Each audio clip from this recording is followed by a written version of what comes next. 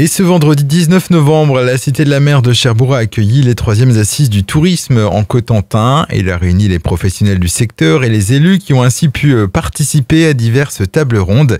David Marguerite, président de la communauté d'agglomération du Cotentin, revient sur l'objectif de ces assises du tourisme. C'est le sens même des 3e assises du tourisme du Cotentin, c'est de dire nous sommes à la croisée des chemins. Parce qu'en effet, depuis 4 ans, nous avons fortement développé le tourisme dans notre territoire. Nous avons une stratégie unique.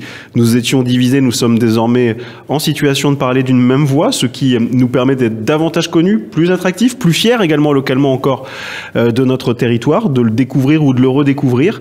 Nous devons continuer de le développer, ce tourisme dans le territoire, parce qu'il est vecteur d'attractivité, de développement économique avec plus de 3000 emplois, 650 entreprises qui travaillent au quotidien pour accueillir les touristes sur notre territoire.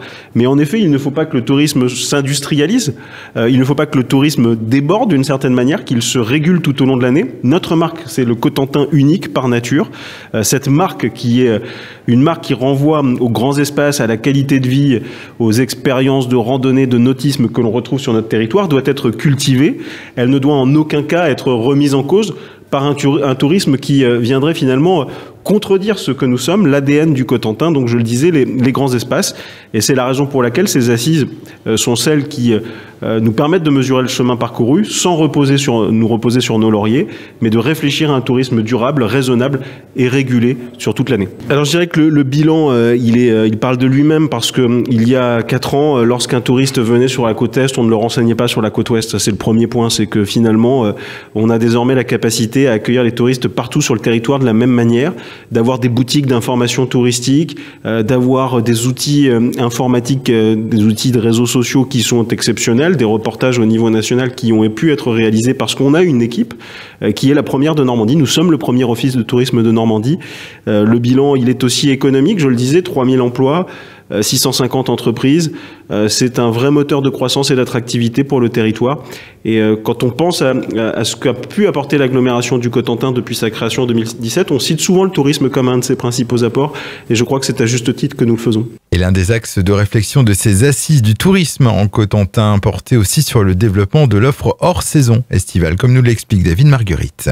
Complètement, c'est de réussir en fait le pari d'avoir un tourisme qui se développe tout au long de l'année. Bien évidemment qu'il y aura toujours plus de tourisme à la saison estivale et c'est bien normal.